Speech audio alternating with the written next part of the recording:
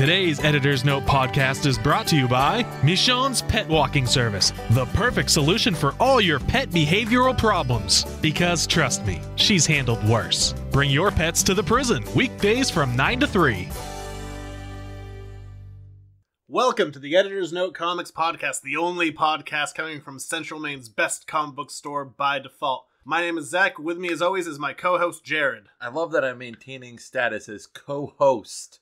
I wish people could, when we start the show, I try to have really high energy. I wish they could see my eyes just like bugging out of my head. It really decreases. You're fired up right now. Do you feel better than you did last week? Because last week you were kind of pissy. It was a very negative week. I'm going to be disappointed this week, but not angry. Speaking of disappointments, let's get into the news. Before we get started, does anyone want to get out? It's time for the news. You know what? We're going to start off with math. My least favorite thing in the world. As someone who acts as CFO for their own company, not a good thing, but we're going to do that. Wow, so you're not even going to give yourself the CEO status, or you're just going to take all the acronyms? CFO, CEO... Owner, proprietor, grand marshal. Can you have a grand marshal? Chairman of the board? I am... What are you, having a the parade? czar. The czar? I am the czar. King? Whatever I want to czar. be. Are you going to do czar with like the weird T in the front, or are you going to just do the Z? The Z is silent. So we're going to get into some numbers. Depending on how you want to read the article, Ninja Turtles is #1 at the box office this weekend. Not surprising. But it's making half of what the last one made. Not surprising. So, we're #1. We're #1. But half as good as last time. Yep. They didn't cheer that way. No, they're just, we're #1. Yeah, take it that way. Honestly, that's a good sign if audiences are smart enough to stay away from crap. Don't even get me started. Like, well, that's literally the second half of the show. Well, I know that. So I have my feelings and thoughts on it, which we'll save for then. But I just thought it was interesting that it's coming in half of what the last one did. That says something. Think about, we've been like in a succession. We had X-Men Apocalypse, 2 weeks ago now? Week and a half, 2 weeks ago. So you had that, and then not long before that, there was Batman v Superman. But there's been some gems in Civil War. Civil War was amazing. Deadpool was amazing. So, but I'm just saying in general, like, we're like at 40% for the year. Maybe people are movied out. X-Men Apocalypse in its second week has had a 66% drop off. Yeah, so I would... No one is... Here's another thing to consider. Like, we're #2 with making less than half week. Just want to point Everyone's cheering, by the way. It's the beginning of high school graduation weeks, so... No, historically, this is a money season, and no one... Well, no. I understand that summer movies are moneymakers, but maybe, like, the first weekend in June is not so much a moneymaker. No, June is the big month. Well, then why is everything down this week? Because they're bad movies. Yeah, you're not really a fan of anything that's out right now, are you? It's going to be kind of a light news week. I feel like I say that a lot. I don't know. Maybe it's because we're in the summer movie season, and then this is when things are coming out, versus kind of the winter when people need to be promoting themselves more to kind of keep that hype up. The first pictures from Hugh Jackman from the Wolverine 3 set have been released. There's been rumors of this being the Old Man Logan storyline. And for those who don't know, the quick gist of that, it was written by Mark Millar. It deals with Wolverine in the future. He was tricked into killing all of the X-Men. He tried to kill himself by having a train run over his head. That didn't work, so he just decided to become a pacifist. He gets a family. The Hulk's inbred children kill his family. And then Wolverine goes on a warpath with a blind Hawkeye in the spider buggy across America that has been sectioned off by supervillains. And the Hulk eats him. The Hulk eats Wolverine? But then he breaks out of his stomach. He's like, "Blah!" It's really gross. Does it kill the Hulk? Yeah, that does it. Wow. So he's doing Bruce a favor. The inbred thing wasn't. That's not a euphemism. Well, no, I get that, but... It's a weird story. It's a good story. But the rumor, It's very Jerry Springer-ish. Yeah. But the rumor has been that this is going to be Old Man Logan. But Old Man Logan essentially has nothing but Marvel Cinematic Universe characters in it, so if they go in that route, they're going to have to change the story a little bit. Supposedly, it's going to be kind of a road movie with him and Patrick Stewart. I'd like to see Patrick Stewart in it. I will say the photos from the set, it does look kind of haggard, old, unkempt beard. It's homeless Wolverine again.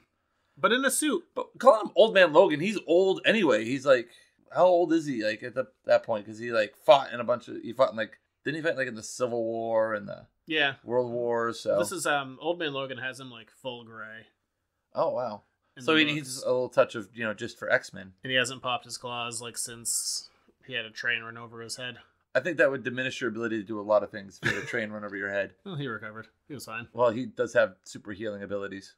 Yeah, it doesn't really say a lot, but it was just kind of interesting to see that it's a at least mildly different look for Hugh Jackman. The last Wolverine movie started out with him being kind of a homeless bum as well. I don't know. This doesn't really give a lot of information. My general feelings on the X-Men series is I would like to see the entire thing scrapped at this point. If you want to start over, great, fine. Start over, make it something new, make it something different. But, it's Hugh Jackman has been the saving grace of the series. I'm happy with one more movie, and I really did enjoy the last Wolverine movie. So I said, bring it on, but then for the love of God, make it stop. This will be what number X-Men movie? Oh God, 6 X-Men movies, 3 Wolverine movies, 1 Deadpool movie. So 10. That was math. See, I'm bad at math. Well, no, you worked your way through it. Basic math is not my thing. And you run a business. I know, it's scary. In all fairness, I'm pretty decent with numbers on money. If there's one thing that you but love... if you show me algebra, I run away crying. There's 2 things that you love in your life. It's you and money. I also appreciate comics. Okay, you comics, and comics are kind of a part of you and your fabric. I bleed 4 color at this point. Wow. How many people got that? Guessing quite a few. I got it. Good. More news this week. For the first time, storyboards came out from the defunct Spider-Man 4 movie that Sam Raimi was originally supposed to direct. Now, originally, before Spider-Man 3 came out, Sony had, I shouldn't say signed on because they own the property, but they had committed to doing a 6-picture deal, Spider-Man 4, 5, and 6. There really weren't any details about it. All we really knew is that Sam Raimi wanted to do The Vulture, which is the rumor for the new Spider-Man movie with potentially Michael Keaton. But he wanted to do it with John Malkovich as the Vulture, and it fell apart because Sony said, this is kind of a no-name villain, we need to do more marquee value, and Raimi said no, and they split. Well, also, we were talking about this, and I was like, I was trying to remember what caused there to be another Spider-Man 4, and you said Spider-Man 3? That's part of it, yeah. Yes. Although the guy who, one of the guys who was one of the storyboard artists and one of the producers, said that he was still happy with the work they did on Spider-Man 3 and didn't think it ever got a fair shake. It's my least favorite of the 3, don't get me wrong, but I don't think it always gets a fair shake. But there's some bad stuff in that movie. Watching Tobey Maguire cry in that movie is it's painful. And it's not like I'm on an emotional journey with him. It's painful.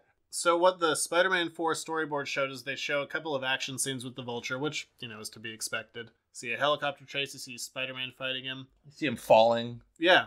But the thing that nobody knew that wasn't necessarily confirmed was that Mysterio was going to be in the movie, at least as a cameo role. Now, what the rumor was back in 2000, after Spider-Man 3, so 2007, 2008. Back in the day. Was that was supposed to be potentially played as Bruce Campbell's cameo. More news! The Flash has found a director, and I am going to massacre this pronunciation. Rick Famuyiwa. Alright. We'll go with that. His most recent film was Dope in 2015. It's not one I've seen, and I thought it was an interesting choice just because he's kind of an unknown commodity. So I wonder if DC is kind of doing the Marvel thing of taking up-and-coming directors who don't have a lot of experience, so they don't have to deal with a lot of people kind of clashing for this is my vision versus people are going to go, you guys are kind of the big dogs here, we'll just do what you say. I might watch it just to see what this guy's all about, because that could be a fun evening. As much as I have kind of crapped on the DC movies, I do want them to be good, which doesn't sound that way, I'm sure. You weren't very positive about a lot of things last week. Well, of course I want them to be good. Do you think I like going to see movies that disappoint me for characters and properties that I'm all about? Is this foreshadowing for later in the show? Maybe. Is it? Is it also reference to Batman v Superman? Oh, which happens to be our next topic. That's called Segway. Yes, it is. Is this just a rumor? Did the guy who invented the Segway fall off a cliff on a Segway? Is that an internet rumor? That's got to be an internet rumor. Right in. I'm not going to look it up. That has to be an internet rumor. There's no way that's possibly true. I feel like it would have made bigger, national news. They tried to just sweep it under the rug. And technically, he wouldn't have fallen. If he, drove it off the cliff, is it still falling off of the Segway? Ninja Turtles co-creator Peter Laird loves him. Way to tie it back into the subject matter of the podcast. If you look at a lot of the back of Volume 4 books, he's like, here's a picture of me on my Segway, doing Segway stuff. So as it was announced a good while back, Batman v Superman is going to be getting what they're referring to as an Ultimate Edition, which is going to just essentially be an extended cut of the movie. supposed to be about 30 minutes longer. And Because that's what that movie needs, is Yeah. 30 more minutes. yeah, some of the stuff was cut for sequences of violence. Here's what I was thinking about. So they have, at the end of the trailer, you see that this has been officially rated as an R cut, and they say, like what I said, for sequences of violence. But usually when you see an extended cut of a movie come out, It's not rated. they just say it's an unrated thing, and they didn't have to go to the MPAA to get it released into theaters. So, are they saying it's an R-rated cut to kind of match it up with Deadpool, or did they actually go back to get it rated? So are you like hinting that maybe there's a theater re-release of the extended No, cut? I don't think they're going to release it. I just wonder, what's the point of labeling it an R? I don't know, because that's a great question, because a lot of times you like the extended version is like, unrated cut. It kind of adds I've never to... seen any cut before that came out, and maybe I'm wrong. Maybe there are some out there, but I can't think of any. Could this ever. maybe be just the cut that was the original cut that got rated R by the MPAA, and they're like, okay, well, we'll cut this, we'll get down to PG-13, and... I think it's just to try and cash in on the success of Deadpool. The thing with the trailer is I feel like we see all the new stuff in the trailer. There can't be that much more new stuff. It's a little darker. Have you been reading my notes? Stop reading my notes! Oh, sorry. That was one of my talking points. Is this the only new footage? See, I don't need notes. I just figure it out on my own. One of us has to have structure. It certainly is not me. That's one of the things, is have we seen everything new? Because a lot of that trailer, if memory serves, and granted, I only saw that movie once. I was not going back to see that in theaters. A fair amount of that was new, wasn't it?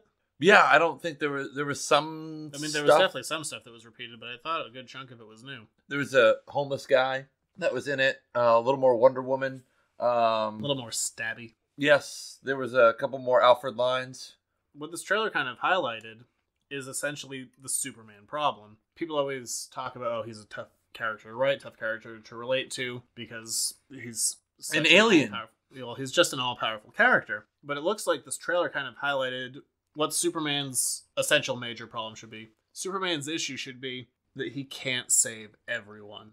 That's the problem with Superman, and Superman also has to take the time to have a personal life, because if he doesn't, he'll become disconnected from the idea of saving humanity. So if he doesn't have a connection, this highlighted that a little bit more, which is what a Superman movie should be. So maybe it redeems it. I don't know. Here's the thing. This trailer looks good. The trailers for going into it looked good. That's the problem. Is this what it be? There's like, fool me once, shame on you, fool me twice kind of deals? It might be. They might, I'm going to buy it anyway. They fooled me twice. Congratulations, Warner Brothers. Watch it be better. And then the other thing that we see, Jenny Malone's character, the rumor was that she had dyed her hair red for Batman v Superman, so people were like, oh, maybe she's going to be Carrie Kelly Robin from Dark Knight Returns, or maybe she's going to be Barbara Gordon. But you see her in this, and she's talking to Lois, and this is an actress who is in the majority of Zack Snyder movies. She's blonde, has glasses, and she's talking to Lois about being a reporter. So maybe her character is a nothing character? Obviously, maybe she's not tied into Batman? I don't know. I mean, Jenna Malone's not a small name in Hollywood, so to have her come out the film... Was I wrong about Jenny? It's Jenna Malone. My mistake. It's okay. She must be a minor character if they were to cut her out of the movie completely, even though they paid the money to have her come and be in it. Yeah, I wonder if she's going to be a DC character at all. I mean, we'll see when the movie comes out. Coincidentally, it's coming out right before Suicide Squad, which is no accident. We were looking at, like Professionals. We actually have a schedule for the show. There's like 3 straight weeks of nothing but DC. There's like Batman v Superman, then Suicide Squad, and then dealing with the Killing Joke direct-to-DVD movie that's coming out. Like, DC is throwing all their stuff out To the end of summer, too. But we'll kind of see how all that goes. Now, here's the main question. Yes. Could it be good? That is a tough one to answer. You hated the movie. I didn't hate it. But what are those extra 30 minutes going to do to enhance the story or help tell the story? I mean, And if they make it better, then the bigger question is, why didn't you leave it in the first place? Why didn't you work around the stuff that you cut, as opposed to, if this wasn't important enough to make the first cut, why is adding it in going to, what is that going to benefit me? One of my big complaints of the movie the first time, it's like, and I think I said it on the show, would have to go back and listen, which I'm not going to do, is that it's hard for me to admit it, but a 2.5-hour movie could have used a little more time to flesh everything out. The movie was bloated and poorly paced, and another half an hour might screw that pacing even more, but it might actually give a chance for some of those storylines to play out and actually make sense. So then the question would be, if it does do that and it makes the movie better, was the reason for cutting it down get it back under the PG-13 to not limit the audience. Here's the thing. Because then at that point, for me, from a creative standpoint, if you're trying to tell a story and you're going to modify your story and take parts out of it to get a rating, then you're really not doing a service to the story. George Lucas, Episode 3, got a PG-13 rating. First Star Wars movie to ever get a PG-13 rating. He says it was an episode with him of 60 Minutes where he was being interviewed, and the reporter said, you don't want to cut this down to make it more family friendly? He's like, it's not the story I want to tell. I mean, you probably could have cut out the child murder scene. Okay, aside from that, and I get that, the whole Younglings scene was very... What a stupid name, Younglings. Dude, it's a galaxy far, far away, a long time ago. Stupid name. But, I like that conviction. Like, this is the story I want to tell. It's going to be PG-13, and that's the way it is.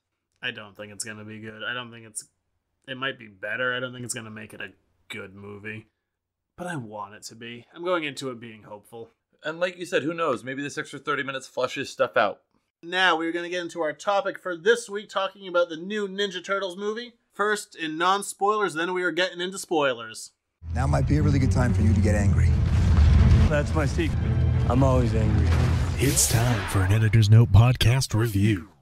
So, new Ninja Turtles movie came out, and of course I am talking about the porn parody 10-inch Mutant Ninja Turtles. What? That's a real thing.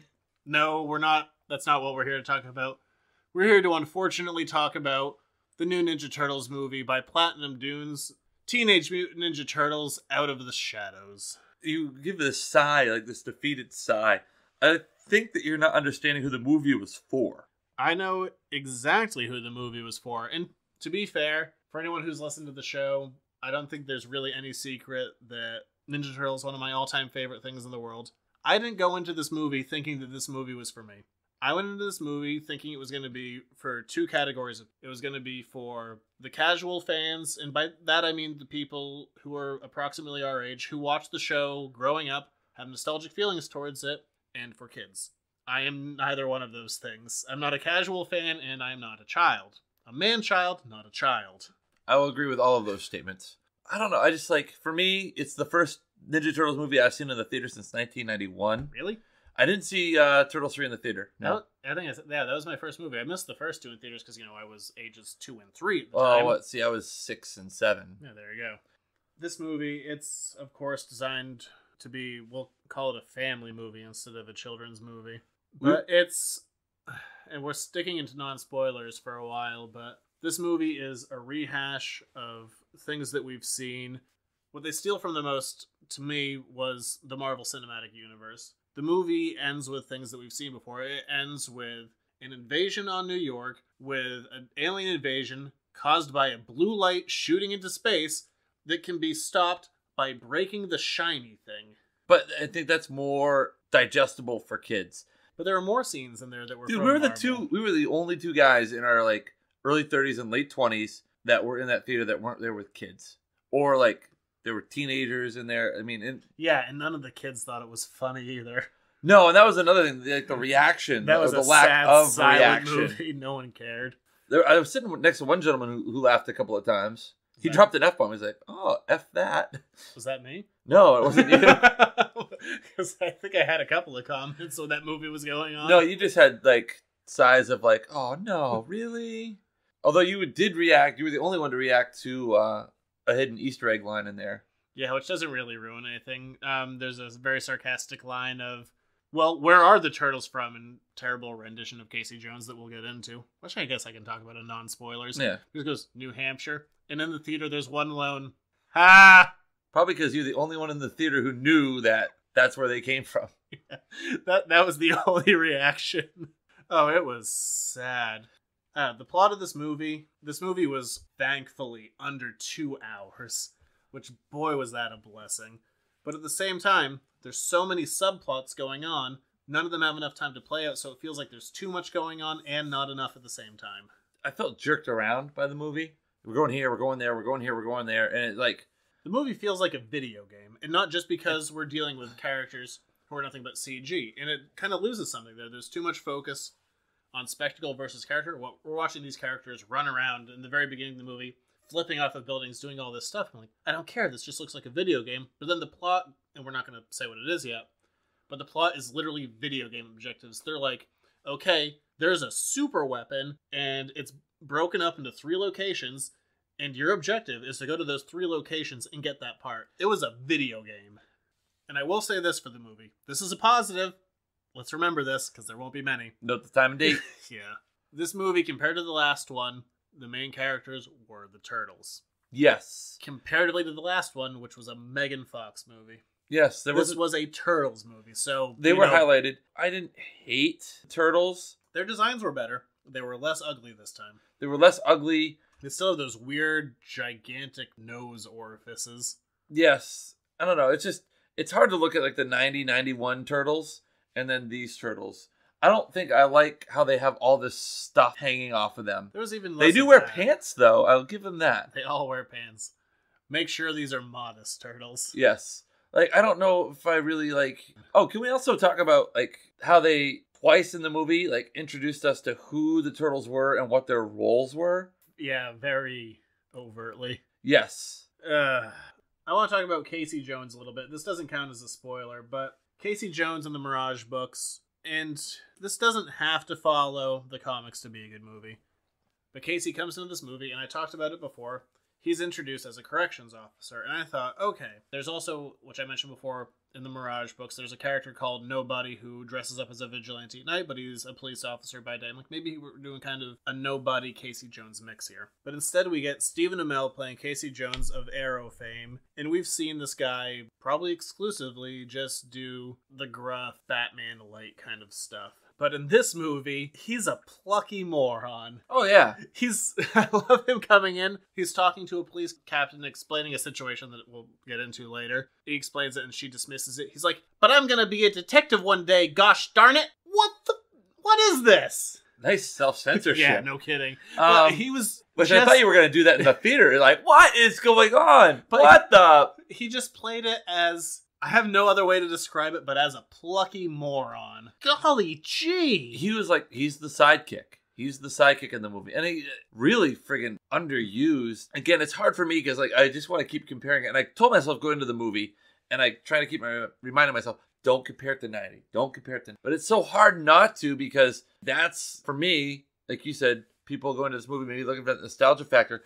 I never really got that nostalgia factor. It felt... And he didn't wear the mask a lot, which is... I get that. Look, you got a pretty boy in the movie, paying for his face. I get that. There wasn't a lot of that crazy Casey Jones. Casey in the books is someone who likes to watch action movies and beat up thugs and has he seemed more polished. Really serious issues with alcoholism that are never fully resolved. But like in this movie, he seemed more polished and kid friendly. Where in like the 90 movie where he's like talking about claustrophobia, and I never looked at a guy like that. You know, there's a gruffness about the 1990 Casey Jones and like the comic book Casey Jones. But one of the things that I liked about him in the Mirage books, he's really into cars. I think it's 56 or 57 Chevy that he drives. That's his car. So it was nice. You know, that was... I don't know if it was intentional or it was just a nice car because it was a Michael Bay produced movie. But it was nice to see that there was still like, oh, Casey's still into cars in this. I'm just going to probably go out on a limb and saying that a corrections officer could not afford the nice car that Casey Jones had. No. So for the whole 3 minutes Splinter was in there, he looked like less of a wet mole. Yes. Again, for all but 3 minutes. Splinter never really played a role. Like, it was...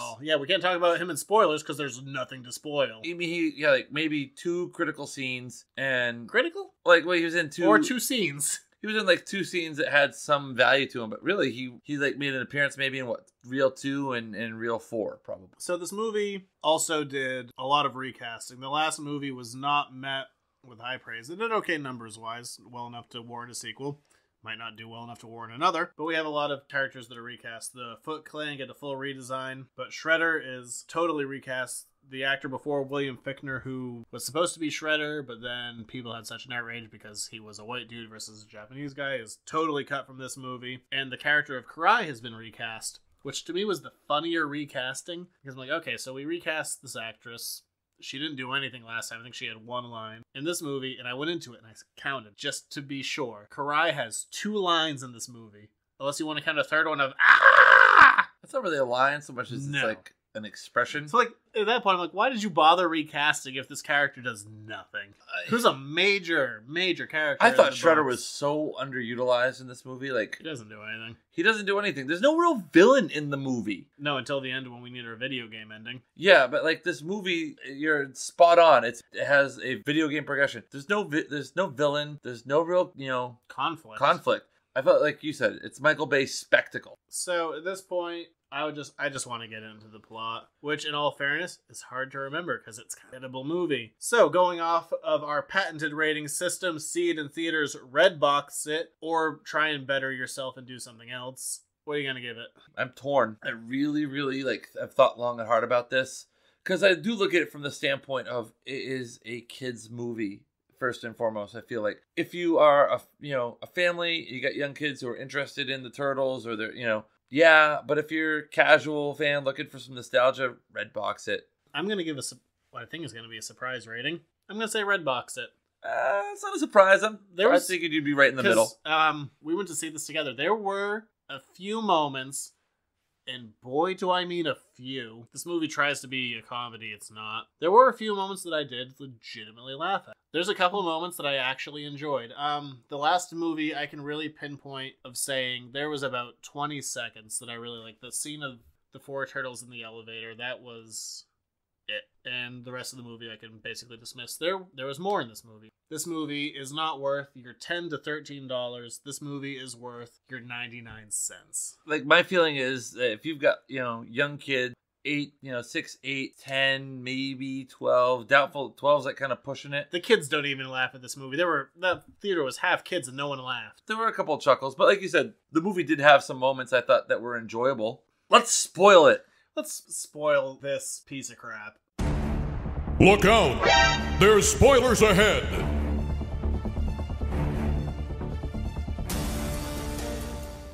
So the movie opens up, the turtles are jumping around New York, and I got a little, when it opened up, I thought, hey, there's a little Easter egg, maybe this will be good, because we can see in the distance, right from the opening shot of the movie, TCRI. TCRI was introduced in issue 4 of the Mirage comic book series really early on. So I thought, okay, we're opening with something. Maybe I'm going to get a movie that acknowledges past of the series, but is also trying to do something new. Some of the stuff that's been going on, especially since the sale of Viacom with the Turtles, is to break it down very basically, we really have 2 forms of Turtles, the comic and the TV show. And both of those things are amalgams. They are picking and choosing from the best of what past has had to offer for the Turtles, picking from everything, and also adding something new. And they're both really good. So this movie opens with TCRI. I'm like, you know what? Maybe this is going to be a good movie, because we're opening right off with something that's familiar to me, but maybe we can build something new. We don't. I mean, right away, you get a big CGI kind of through the city. And do you care? Did you care at all? I'm like, And they end up at a Knicks game. Oh, yeah. Then we open up with our product placement. But before that, you get like flash, like I call them like a flash cut of like each of the turtles with like a title. This is Leonardo, the leader. Yeah, that was Raphael, weird. the muscle. It's like happened after why are you introducing these characters to us? If I'm here, I know who these characters are and I know what their roles are. And boy, do you not want to see those characters in slow motion. They are ugly. Yeah, speaking of ugly, when we get to Bebop and Rocksteady, jeez. Oh. So the movie opens up, the Turtles are running from the Chrysler building to get to a Knicks game. How many people run to get to a Knicks game? Don't be... You know what, it's fine. Be mean to the Knicks. When was the last time I was running to go to see the Knicks play? This was spoiled very early on this scene because they actually, had to go to a Knicks game. So you had... Oh, the guy who's playing Vernon? Yeah. Oh, Will Arnett. So we go, and Will Arnett's there, and... By the way, his character was so pretentious, and I hated every time... Until later when he became useful, but whenever he was on screen... Yeah, I like Will Arnett, too. Will Arnett is a funny guy. But what was his name? The Falcon? Yeah, so Vern from the cartoon, not a comic book character. Since the last movie, he has taken credit for defeating the Shredder because the Turtles couldn't say, like, hey, we beat up that giant robot transformer. Yeah. When all of that gas from the Amazing Spider-Man was going to Released take over the city. So he's taking credit. He's calling himself the Falcon. It's dumb. Michelangelo drops a piece of pizza. One of the players slips on the pizza, and our barrage of product placement begins. Yeah, James Harden. But immediately he's like, what are you talking about, ref? Look at my Nikes. Look at these Nikes. I slipped on pizza on my Nikes. Did you know these were Nikes? NBA players use what kind of shoe? Nikes. Not all of them. Some have endorsement deals with like Adidas, Under Armour. But jeez, it was like 3 minutes in, and I'm like, okay, this is the kind of movie we're going to be dealing with. So after the Turtles are almost caught in the next game, the movie cuts away to Shredder, who's being transferred from a prison, and who in this movie does approximately nothing. He was, again... No fight scenes, not a lot of dialogue, not even really that intimidating. Comparatively in the last movie, Shredder was a CGI robot. He only puts the mask on at the end of the movie. For about 3 seconds. And Before then, he's removed from the movie. Thank God. Well, I mean, was he ever really in the movie? No, but I mean, what I think is funny is the last movie they show him as like this massive, hulking transformer robot. And in this movie, which was way over the top for me in that one too. But whenever he's next to people, I'm like, that is a short man. Yes. He's supposed to be the same guy from the last movie? Yeah. Oroku Saki, not blessed with height. No. So yeah, they're transporting him, and we get Baxter Stockman. Well, before that, being transported, we meet our comedic relief. Bebop and Rocksteady. Oh. These are favorite characters. As much as this pains me, I love Bebop and Rocksteady, but as much as this pains me to say it, I liked Toka and Razor better than Bebop and Rocksteady. That's harsh criticism. Isn't it, though? They did have some neat little Easter eggs in there. Kevin Eastman was in the opening scene. He provided them with pizza. Yes, he did, much like the Domino's delivery guy from the first movie. Yeah. And that delivery guy was the guy who played Michelangelo, or who did Michelangelo's voice. Really? Yeah. Fun inside fact. And then the iconic movie line of forgiveness is divine, but never pay full price for late pizza. But Bebop and Rocksteady, they're fan favorites. They don't do a lot for me, just because they weren't part of the Mirage universe, and that was kind of more my wheelhouse. But I can understand. And you gotta have the buffoonish, henchmen in the late '80s, early '90s cartoons. But these guys, it took it to a whole new level. I wanted to reach through the screen and punch them in the face. I mean, they were burp and fart jokes. That's what they were. They were burp and fart jokes. And they had a catchphrase. Every 30 seconds they're on screen, they had to fist bump and go, "My man." First of all, these guys are in prison. I thought that they were like, they're criminals. It's kind of like what I call like the Con Air effect. Like you got it's really dangerous criminal that they're transporting, and you got a bunch of like other lowlifes that are being transported with them. That like probably in reality, if you had like somebody that was as dangerous as Shredder, you're not going to have him be transported with a couple of like regular old street thugs. So we're on this. It's not even a convoy. It's one van. They're like, or one truck. I'm sorry, one truck, but then like a bunch of other cop cars. But Baxter Stockman. Yeah. So we're introduced to Baxter Stockman, played by Tyler Perry. I will give the movie credit for bringing the character back to being an African American character. Now, Tyler Perry, he is an actor who for years I have loathed. He was the worst. But then I saw Gone Girl. Gone Girl, really good movie. But the most surprising part of Gone Girl, I like Tyler Perry. I like Tyler Perry a lot. He was one of the strongest parts of that movie. I'm like, is he good now? Nope. This movie brought me right back. I was like, oh, that's right. Tyler Perry is the worst. I felt it took the character of Baxter Stockman, and again, my limited exposure from when I read the first 4 or 5. You read the first 4 issues. First 4 in the Mouser book, which is book 2. Yep. He seems a little more diabolical. Here, he seems like never let him do an evil laugh. So this is how I want to describe it. All right, and shut up. Trying to be as tactful as possible. You don't need to. But it's like I felt like they tried to make his character like Neil deGrasse Tyson. But if he'd been like hit in the head with a bat several times and lost most of his IQ. Yeah. Did you get that feeling like they were it was trying to be like an evil but like socially awkward and tremendously buffoony Neil deGrasse Tyson? Every time he was on screen, I was disappointed. It had some potential early when April meets him like in the cafe. When he's excited at the prospect of sleeping with someone half his age. I'm ignoring that aspect. And you shouldn't because it's bad. Well, okay. But like I'm looking at it from the standpoint of like you knew he was like he's the nerd character, he's the geek character, and they kind of played the geek and nerd stereotypes. But then you also get like it was okay there, and then all of a sudden he obviously strikes out. But then we have Megan Fox in that scene, who comes through disguised to try. I don't know why she's disguised. So like who's gonna like? Oh, she's the fluff reporter. who got fired a few years ago, so why does it matter? Who's going to remember her? And for some reason, she's investigating TCRI for God knows whatever reason. What's her job in this movie? She doesn't have a job. She was fired as a reporter. What does she do?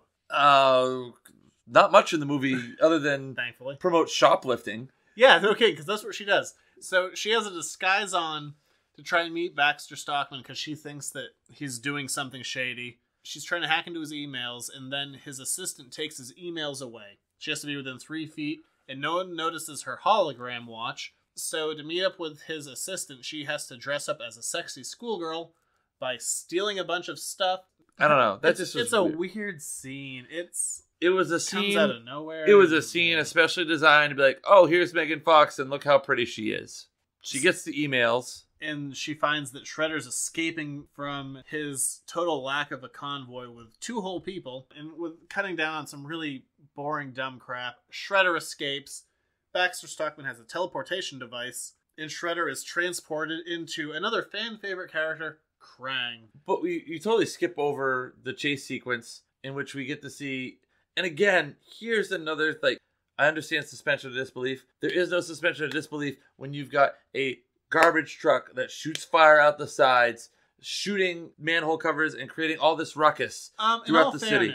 In all fairness, shooting manhole covers is something that we've seen in toys before, and part of no. The IDW's comic series and the cartoon, they brought in things that were only toys and they referenced them. It's a little bit fun. And the thing where the garbage truck said Tortuga Brothers, that was something from the 2003 cartoon series. Their first vehicle said the same thing, so it's a little bit referential. Oh, and you said you potentially spotted an Easter egg. Oh, yes. Which I didn't catch, and it might be wrong, so I'm not going to take credit for this. But I'm going to take a swing on it, and then I'm going to look at the internet later tonight and talk about it. But let me just finish my point up real quick. Like, the Turtles are based on, like, working out of the shadows, right? And, like, not being seen. You got Shredder, who's probably, like, the super criminal, right? And he's being transported in a convoy. A, there's no air support. And B, if there was, they'd have cameras on it. And beyond that, what about footage of this weaponized garbage truck? But anyway, no. There was a 1980s, early 90s cartoon. There was 87 cartoons. There was an episode, Temptestra's Revenge. And the basic plot summary is the Turtles needed a night out from their subterranean lair. So they had an arrangement with this guy who ran a video arcade to be able to play the games all night. And Leonardo plays this game called Revenge of Temptestra. And in the episode, Temptestra comes to life when Leonardo finally beats the video game. He's obsessed with it, and they have to beat her because she sucks power out of the city, and she's like can create all these different creatures and whatnot. But in the garbage truck, there's a couple of video games, and I saw Revenge of and a T, and I'm thinking, is that video game Revenge of Temptestra in there? I'd like to do a little more research and find out if that is truly an Easter egg. If it is, I feel like I should pat myself on the back. It could be that. That would be a hell of a pull on my part, by the way. That'd be real deep cuts. That'd be deep cuts that I wouldn't get. I'm going to Google that for the moment. I don't know if anyone else got that, but hey. But Shredder is transported in front of Krang, who basically says, let's be evil together. He talks really fast, and then Shredder's gone. He's like, basically says, let's have world domination together. And that's it. It's so fast, and it comes out of nowhere. He gives the essential basic plot saying, hey, we have 3 missing items. Go find these 3 items. The movie doesn't really have there isn't really a conflict in the movie. There's no real villain in the movie. It's not a real movie. But, you know, the thing that the Turtles, it's almost like trying to build the Turtles up to overcome becoming a team and Leonardo not being able to lead them. Because I will give the credit for this. Leonardo actually had a plot in this movie. No one else did. He had some character development in this movie, but I felt they could have fleshed it out more. They've glossed over it. It was a quick fix. What is the villain's plan? There is no plan. Yeah, right? It's just, want to be evil? It's a lot like Apocalypse's plan in X-Men Apocalypse. Want to be evil? Yes. And that's the plot. Perfect. Go find these 3 items so we can be evil. So that sets everyone off with this whole thing of, we need to go find these 3 items so Krang can destroy New York. And like, so they're just, this movie just frustrates me. The more I think about it, it frustrates me. But Shredder decides that he needs to have muscle. The guy who has an army of soldiers thinks he needs more muscle. So he shoots up Bebop and Rocksteady with the help of Baxter Stockman with 2 vials of mutagen that Krang gave him. Purple mutagen. The color doesn't matter, but yep. And Baxter Stockman explains that every human has evolved from a different animal. That was weird. Pretty sure that's also not accurate. Yep, really not. So they become a rhinoceros and a warthog. Visually, good. I thought Bebop's like wannabe goatee was a bit much. Like the purple. I understand the warthog's got like the hair under the chin. It's just, I don't know. That was a little like, but maybe it was for the gross factor. Yeah, visually. No, they're gross looking, but I think those, compared to the turtles, I think they were supposed to be gross. Yeah, visually, I'm great with it. Character-wise, really annoying. My man! Jeez, we shouldn't have done that at the same time. That wasn't planned. Yeah, if that tells you how predictable those two assholes were. Oh, wow. I slipped up. I shouldn't have said that. No, that's pretty much what they were. So we go around and we have to find these 3 pieces, which Donatello does with Iron Man-esque holograms, to use his science to explain that he can track Bebop and Rocksteady anywhere because science. Can we talk about, like, has there never been more overt and clunky exposition in a movie than that? So, but yeah, like that's like straight up Star Wars-ish though, like when they project the hologram of the Death Star. We need to go here, do this, and do that, and we'll blow it up. Every time Donatello walks around the screen, that's Donatello's job, is to go, look, we need to go here, here, and here, and this is what we gotta do. He is the map layer. He is the, the itinerary. He is the map quest of the movie. He's not even Google Maps. Which really, like, I loved Donatello as a kid. Like, he was my favorite turtle as a kid, and this ruins Donatello for me. Side note, Peter Laird's favorite character is Donatello. Really? Yep. But this, like, it diminishes Donatello. But I also can, like, because he has a Super Nintendo controller on his wrist? Yeah, I mean... That's weird, right? Like, Donatello, I liked him because, like, I was kind of geeky in high school, and I, like, related to that. But, like, my favorite turtle in this movie was Michelangelo. He had a couple of lines that were pretty good, yeah. He just, like, he provided some of the comedy, like, he did some fun stuff. I liked it. Well, one of the turtle subplots that we haven't really touched on is the opportunity is presented that the turtles could become human. So this whole, the mutagen can either make humans become the animal that they evolved from, or it could turn mutants back into humans. This goes both ways. We saw this in one of the trailers. But here's my problem with it. And it might be where you're going with this, but I need to speak out and speak my mind. I had an issue with it. They've been turtles their whole friggin' lives! That's not my issue with it, but that is a point. They were never human! So my issue with this is Donatello discovers that this mutagen that they end up getting could potentially turn them human, and Leonardo says, you cannot tell Michelangelo and Raphael, I'm making this decision, it's mine alone to make, I am the leader. Which is part of Leonardo's arc, who is probably the only character who has an arc, of trying to become a good leader and trying to make this a team versus 4 individuals. But then the movie comes to an end, and they have the option of, do we change our outward appearance, but still at our core be the same? And there's been this whole thing going on throughout the movie of, this team isn't a democracy, and it should be, but Leonardo gives it to Raphael and says, you have a choice. He throws it against the wall, breaks it, and says, no, we're turtles. I'm just like, what about Michelangelo? Does he get no vote in this? He got no opinion put into this. Thanks, guys. I was definitely the one who was pushing the hardest for this, but no, let's never allow this to be an option. Thanks. Yeah, but I did think that Michelangelo had a great moment, like when they're seen by humans and the humans. That was a good moment. Where he's like, I completely agree. They didn't just like have fear; it was a look of hate. Like when he was talking about that and how they had that because they were. That was real. That was a real moment. This is a moment of clarity in this movie that is not seen anywhere else. No, I think it was a good message, especially in a movie geared at kids, that just because somebody looks different doesn't mean that you hate them. But I hate this movie. Granted, the Turtles did break into police headquarters, and that was a bad plan, right? To kind of skip a lot of this garbage movie, the Turtles essentially fail 3 times to gather these pieces that they need. And after having a scene that's ripping off Iron Man 3 jumping out of an airplane, they end up back in New York. All these pieces are assembled. Shredder goes, I'm going to take over the world with this Krang. Because Krang's been gone the entire time. Who knows? Yeah. And then, okay, here, on top of that, how does Donatello able to, like, research the database that he researches and find out about Krang, who's obviously not from Earth, but from Dimension X, and, like, he has this information on Commander Krang? I don't know.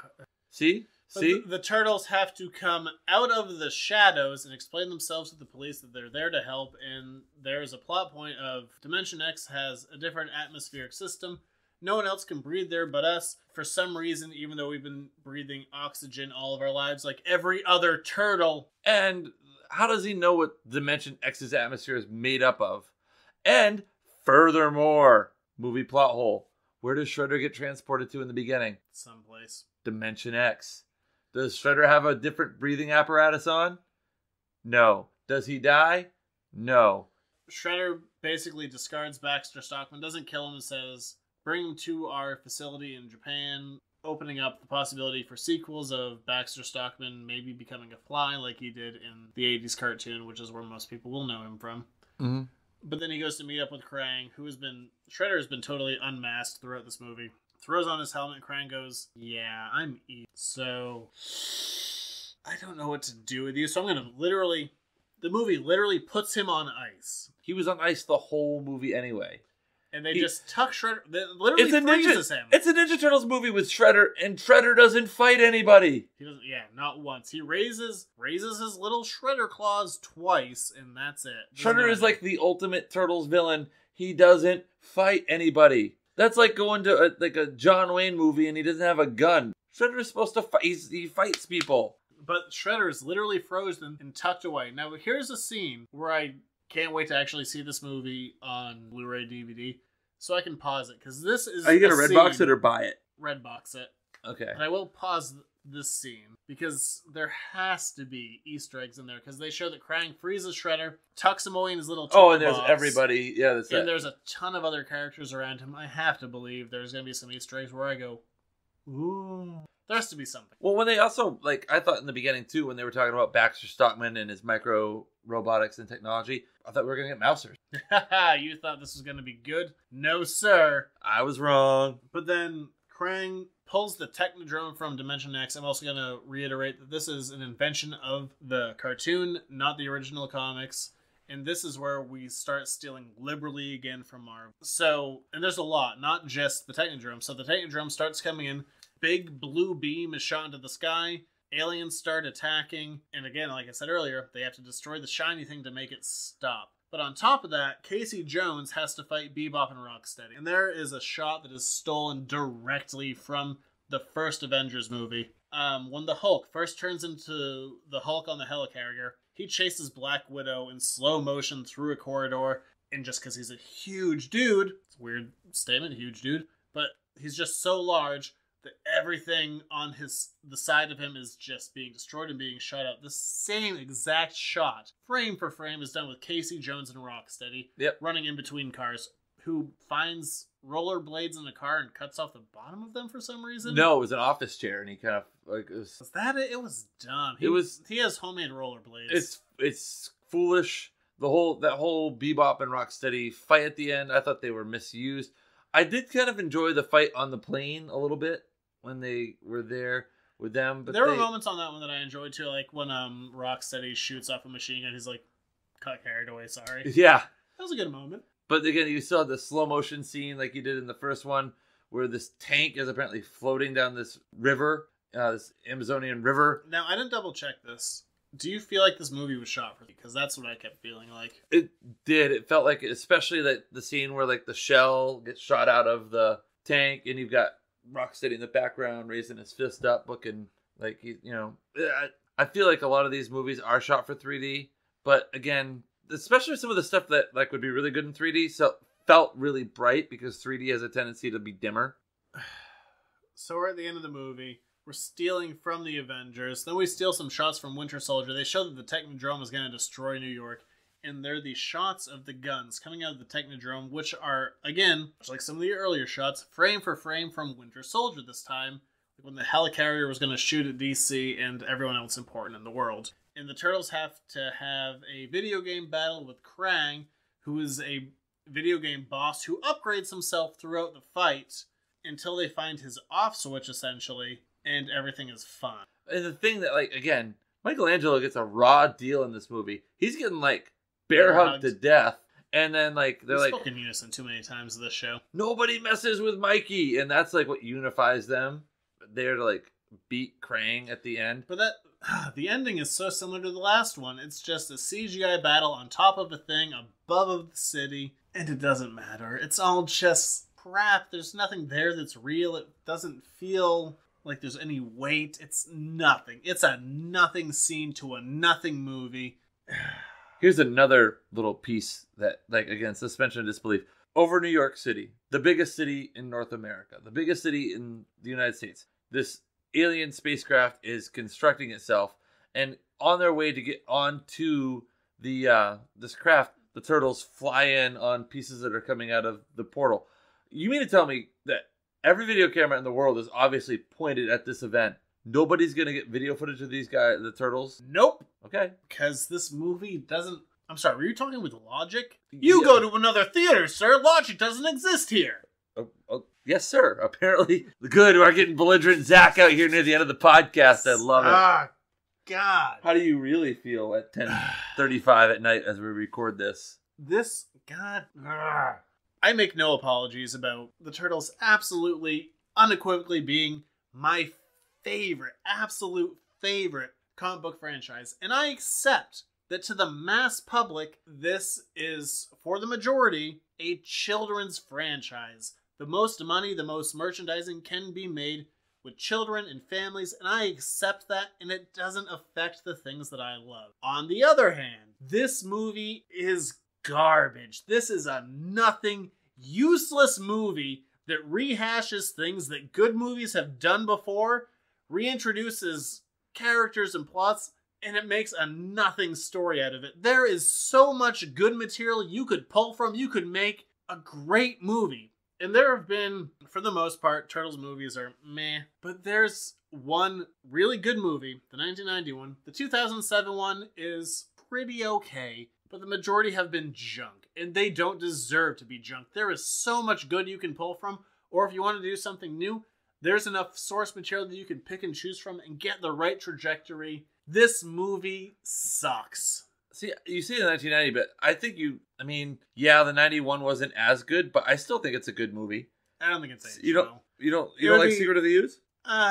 No, because it's too diluted, I guess. I think I like Secret of the Ooze because that was really like I was in the wheelhouse age for that. I was the wheelhouse age for that movie, though. On the other hand, I can't speak poorly about that movie because at the time, that was my favorite Turtles movie. I loved Tokan Razar. I loved that was the movie that actually had a toy line versus the first one that didn't.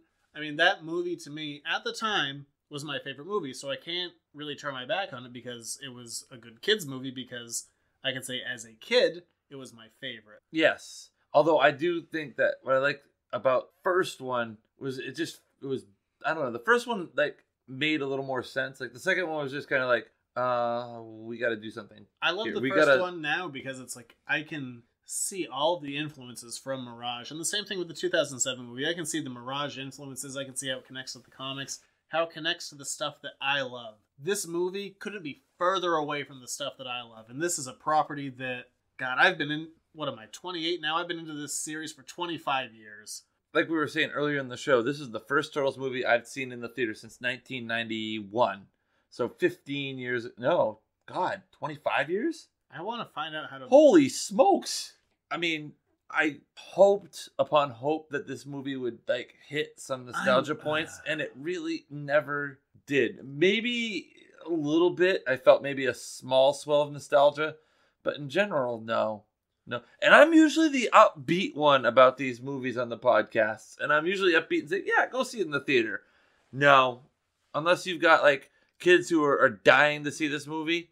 I still stand by Redbox. It's bad. This is unequivocally a bad movie. I'm never going to like it, but it is better than the 2014 version. If someone gave you a free movie ticket right now and said, here, go to the movies on me, but you can only either watch Apocalypse or Turtles. Because it's shorter? It's better. Wow. See, I thought Apocalypse was better than Turtles. They both suck. I wouldn't say Apocalypse sucks, but Turtles is not as good as Apocalypse. I still ultimately say Redbox movie. There are a few, and I do mean a few, redeeming qualities. I'm interested in, you know what, since the show has started, because we missed Deadpool, this is one I'm at least interested in a read, which is more than I can say for Batman v Superman, more than I can say for X-Men Apocalypse. You just eviscerated that movie. You verbally eviscerated it not even 5 minutes ago, and now you're interested in revisiting it. That shows your love for the franchise. It's mostly that. At this point, the idea of me revisiting it comes from someone who has loved and adored this franchise. I mean, walk around my house and it's like, oh, let's try and go to different levels, and you'll see Turtles artwork, like one-of-a-kind pieces that cannot be duplicated. Things I love. That is what essentially decorates my house. That and guitars. Yes. Turtles, pages, and guitars. And a bobblehead baby Groot. I just thought he was adorable. All right, where can we find you? Yeah, let's plug editorsnotecomics.com on Facebook, Instagram, Twitter, YouTube, Google Play, and iTunes. You can find the show. For iTunes, please rate, review, and subscribe. We are getting a few more of those, which I appreciate the people who have done it.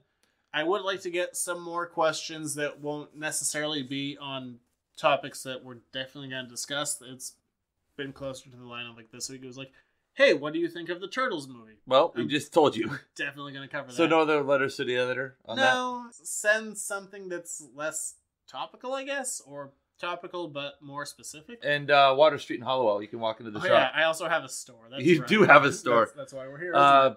Buy two, get two free out of the long box is still going on? Yep, and it's going to actually be... I'm probably going to cut that out eventually because the sale's been going on long enough and going successfully enough that I do actually need to concern myself with having some level of back stock. And so get it while it's good. And the long boxes have a variety of stuff in them too. All publishers, yeah. Going from A to Z. It's all good stuff running from 1944 to last week. There's some really deep pulls. And you got some vintage stuff in there too in cases and frames as well. Yeah, got a lot of Silver Age Spider-Man. We got single-digit Spider-Mans in there. Nice. We got deep cuts. I still need to, I think I'm going to buy that Fantastic Sports Stories comic that you have. With the invisible baseball player. Damn right.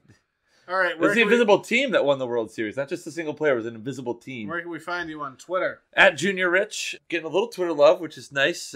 Send me a tweet, whether it be unmitigated hate or, general love. Shout out to the gentleman who proclaimed himself as the proprietor of my footlong nickname. He is right. There are far worse nicknames than footlong, I suppose. I'm glad that you did not dub me 6-inch. That could, yeah, if you're going to be, it could have been worse. I've been called Mr. Douchebag by teenagers, so I mean. Oh, the life of a teacher. Yep. So, next week, we are coming back. We are coming back hard. We're doing all comics. I'm going to get a little more somber for this. So, next week, I mentioned this a little while ago. The unbelievably talented Darwin Cook died at the very early age of 53 due to cancer. We are going to be reviewing his opus, New Frontier. This is a beautiful book. This is, for me personally, God, this might crack top 10 comic book stories. This is a beautiful, beautiful story.